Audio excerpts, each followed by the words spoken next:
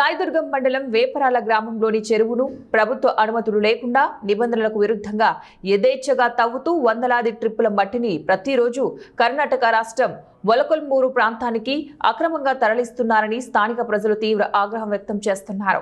ఈ అక్రమ మట్టి త్రవ్వకాలు తరలింపుల ద్వారా ప్రతిరోజు లక్షలాది రూపాయలు, మొత్తంగా ₹1,00,00,000 ప్రజాధనం దోచుకుంటున్నారనే ఆరోపణలు బలంగా ఉన్నాయి. ఈ నేరపూరిత మట్టి దందాలో మట్టి తవ్వకం వైసీపీకి చెందిన నాయకుల ఆధ్వర్యంలో జరుగుతూ ఉండగా డబ్బుల వసూలు మరియు వ్యవహార నిర్వహణ మాత్రం తెలుగుదేశం పార్టీకి చెందిన కీలక నేతలు చేపడుతున్నారనే సమాచారం కలకలం రేపింది.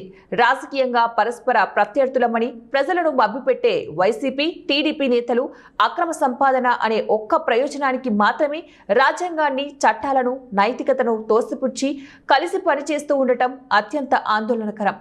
ఇది కేవలం రాజకీయ అక్రమమే కాకుండా ప్రభుత్వ భూముల దోపిడీ, పర్యావరణ నాశనం, చిన్న తరహా నీటిపారుదల వనరులను ధ్వంసం, రాష్ట్ర ఆదాయానికి గండి వంటి తీవ్రమైన నేరాలకు సమానం.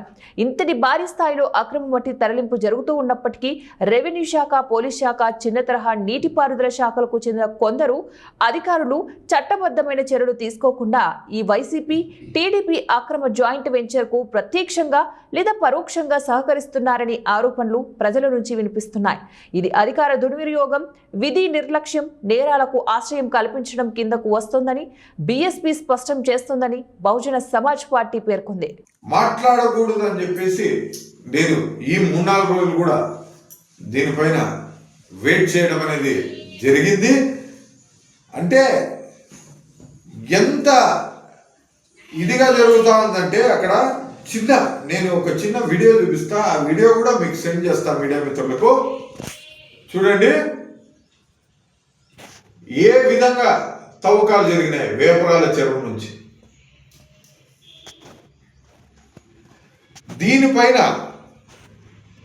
చిన్న నీటి పారుదల శాఖ అధికారులు ఏం చేస్తున్నారు, రెవెన్యూ అధికారులు ఏం చేస్తున్నారు, డిపార్ట్మెంట్ ఏం చేస్తుంది అనేది మాకు అంతు చిక్కడం లేదు. ఈరోజు ఇరిగేషన్ డిపార్ట్మెంట్కి సంబంధించి అధికారితో కూడా నేను మాట్లాడడం అనేది జరిగింది. గీతాలక్ష్మి గారితో మాట్లాడడం జరిగింది. అదేవిధంగా ఎంఆర్ఓ గారితో కూడా మాట్లాడడం జరిగింది. అంటే మేము ఎవరో ఒకరు నాయకులు స్పందిస్తే తప్ప మీరు పట్టించుకోరా